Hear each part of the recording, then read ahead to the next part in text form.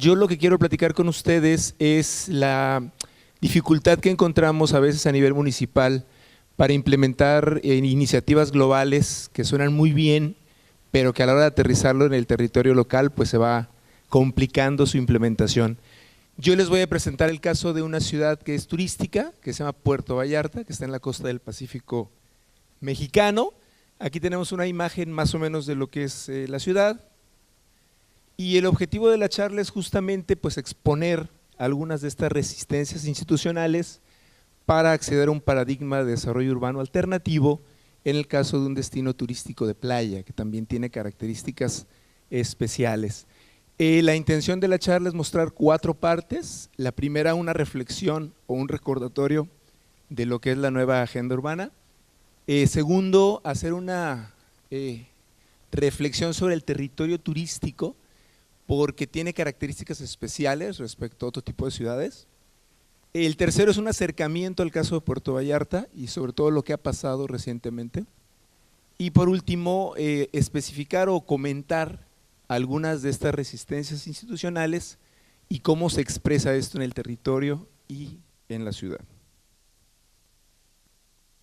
Bueno, vamos a comentar un poquito sobre la nueva agenda urbana, para quien no esté muy familiarizado con el caso. Y comentar que este es un documento de Naciones Unidas.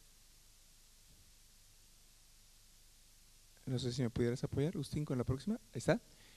Donde hay toda una línea de tiempo, hay todo un trabajo importante y toda una batería de trabajo que se ha venido construyendo, al menos desde los años 70. Ya por aquí se ha comentado mucho de algunas iniciativas, tanto desde la parte de la sostenibilidad como desde la parte de las ciudades del turismo, de las ciudades.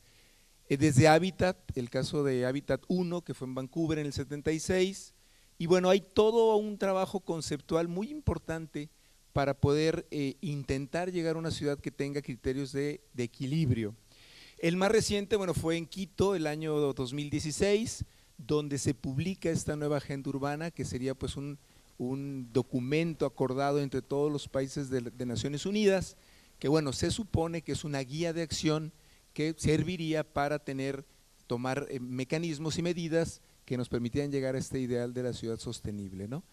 Si ustedes observan, hay muchísimo trabajo. En la parte de arriba sería toda la parte que se ha trabajado en términos de sostenibilidad, desde Río, etcétera, Río +20, los objetivos de desarrollo sostenible, etcétera, y cómo se articula con la agenda de la ciudad, ¿no? Entonces, es mucho trabajo. Esto está muy bien a nivel global, hay iniciativas muy interesantes, pero a la hora que lo vamos aterrizando a nivel local es donde se complica. En el caso de México da la impresión de que a nivel federal sí se ha hecho bien la tarea, inclusive se reformó la Ley General de Asentamientos Humanos, Ordenamiento Territorial y Desarrollo Urbano, justamente al terminar Hábitat 3. Entonces, a nivel federal parece que sí hay iniciativas muy interesantes, pero cuando lo pasamos a nivel provincial se va diluyendo un poco, y cuando lo bajamos al terreno municipal, pues parece que los que están involucrados en términos de gestión y administración del desarrollo urbano, pues no están tan familiarizados o tienen otros intereses, ¿no? Gracias, perdón. Bien, la nueva agenda urbana, como ya comentábamos, es una guía de acción, tiene 17 principios básicos, 175 exhortos generales. Es muy lindo leerla porque cuando uno termina dice, bueno, pues ojalá, ¿no?, que algún día pudiéramos tener el 10% de lo que se dice aquí, pero bueno. Sin embargo, habría como 5 grandes ejes que son donde descansa la nueva agenda urbana. Primero, la necesidad de contar con políticas urbanas, tanto a nivel nacional, por supuesto, y volverle a dar valor al Estado. Parecería que en esta ciudad neoliberal, quien comanda las decisiones de política urbana, pues es el mercado, ¿no? Entonces, pues volver a poner el foco de atención en el Estado.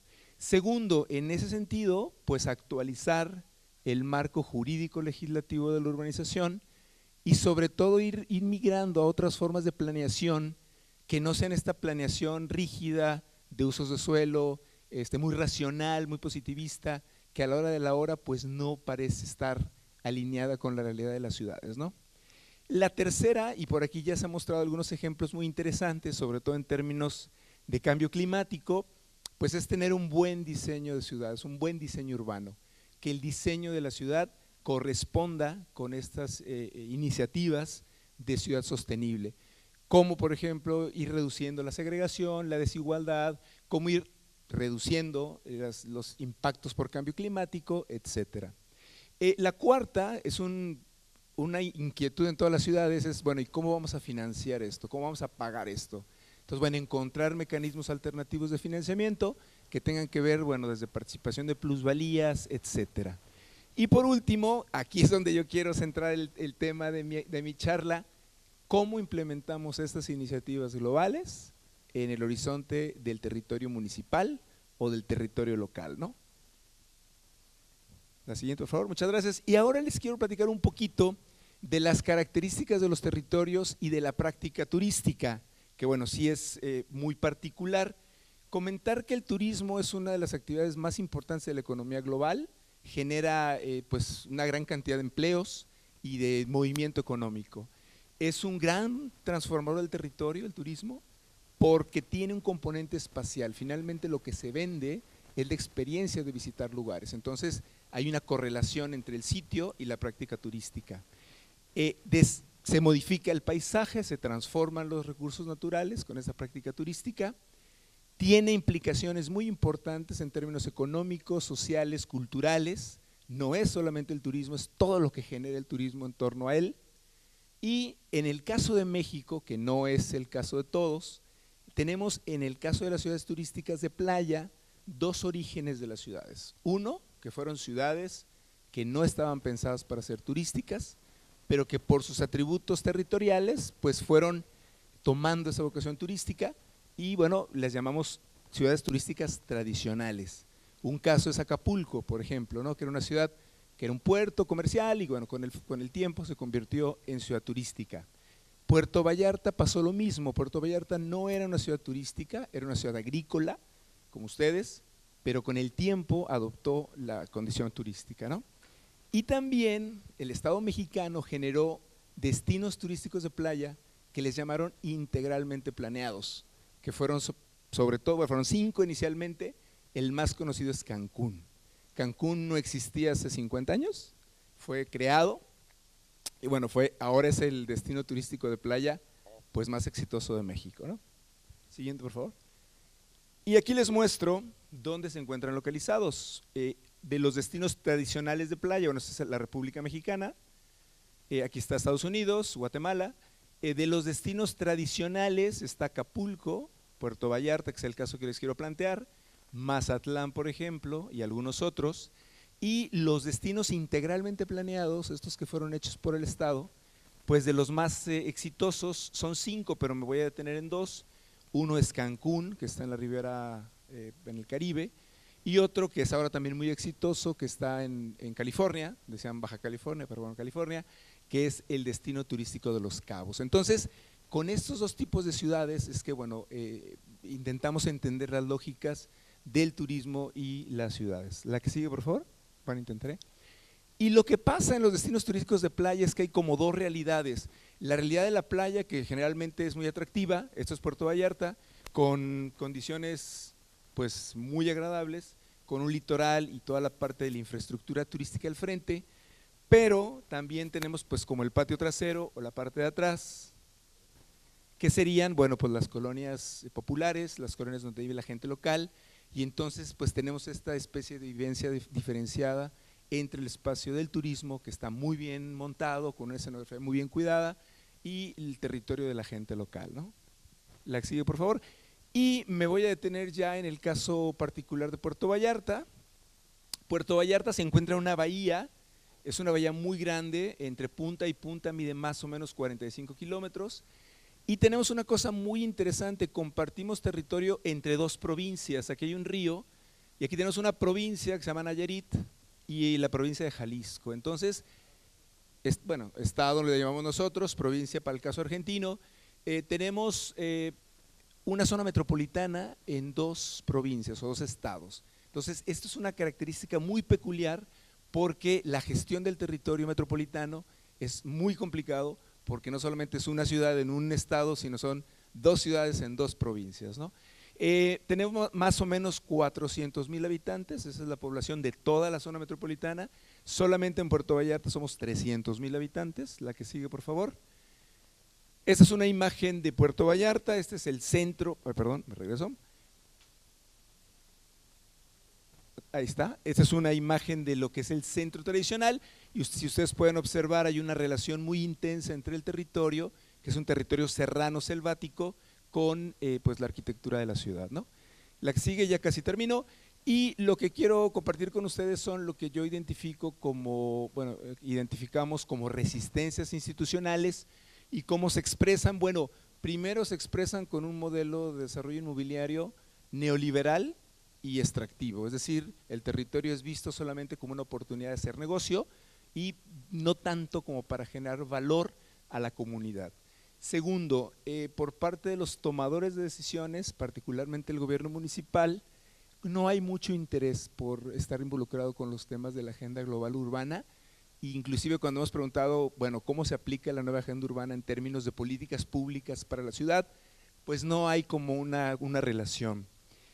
Hay una débil innovación en la práctica y los instrumentos de ordenamiento territorial y también los instrumentos de planeación urbana, es decir, sí hay iniciativas interesantes en términos de generar nuevos instrumentos, pero siguen siendo las políticas tradicionales de planeación racional, ¿no? Una cosa que sucede es que hay una modificación discrecional de las normas de control. Tenemos instrumentos urbanísticos, pero se modifican discrecionalmente, ¿no? A partir de estudios y una serie de cosas que, bueno, consideramos que no pudieran ser de otra manera. Otra de las resistencias que encontramos es que no hay mecanismos compensatorios por estos cambios, estas modificaciones en ciertos territorios, particularmente los turísticos. Hay ciertos barrios que están en expansión, que crecen de una manera importante, pero que de repente afectan, o no afectan, impactan redes de servicios como el drenaje, pero que no están pagando por esa incorporación a los sistemas, simplemente utilizan pues el sistema que ya está, pero sin contribuciones, ¿no? Entonces, no hay, por ejemplo, participación de plusvalías, no hay pagos por impuestos, etcétera, perdón, pagos por impactos. Y otra cosa que tendremos que ir, digamos, trabajando es la parte de la participación ciudadana. Sí hay una participación que ha ido creciendo, ya hay consejos, hay un Consejo Municipal de Desarrollo Urbano representado por organismos sectoriales o gremiales, pero también universidades, por supuesto, pero da la impresión de que esta participación sigue siendo pues escasa, no es todavía muy bien articulada, como que no tenemos todavía este mecanismo de discusión, de debate, de incorporación de nuevas ideas diferentes a las que hemos venido haciendo tradicionalmente, ¿no? Y para eso, bueno, yo propongo algunas imágenes de esto que comentamos. Este es un barrio que está muy en boga actualmente y bueno, con una serie de edificios que pues no parecerían estar en armonía con el contexto de la zona. Este, por ejemplo, obtuvo su licencia de construcción con modificaciones discrecionales a la norma y bueno, se va modificando el paisaje de un paisaje, digamos, de escala pequeña a uno que ya no corresponde mucho con el territorio. Y finalmente, algunas iniciativas, algunos caminos alternativos que planteamos, por supuesto el debate está abierto, serían los siguientes. La idea de poner límites, ya por ahí comentaba hoy Mario, ¿no? La ciudad sí, habría que ver cuáles son esos límites, pueden ser físicos, pero también ambientales. Nos parece que tenemos que insistir en la parte de innovación, innovar la práctica urbanística, pero también innovar ideas que tengan que ver con que no solamente el dinero es el que comanda las operaciones urbanísticas en las ciudades, tiene que haber otras cosas, ¿no? Y el tema que estamos ahorita trabajando mucho, nos parece que no tenemos todavía una acción comunicativa potente, seguimos teniendo parcialidades de discurso, pero no hay como un discurso en el cual diferentes actores pongamos nuestras iniciativas, inquietudes, deseos o miedos en una gran agenda de la ciudad, ¿no? Como que el discurso está muy fragmentado. Y bueno, nos parece que finalmente esto sí tendría que ver con aportaciones a la sostenibilidad. Esta discusión, llegar a acuerdos, inclusive no tenerle miedo a no estar de acuerdo, nos parece que es muy importante en términos de la ciudad. La que sigue creo que es toda. Bueno, esta es una imagen de Puerto Vallarta y con esto yo les agradezco mucho su paciencia. Gracias.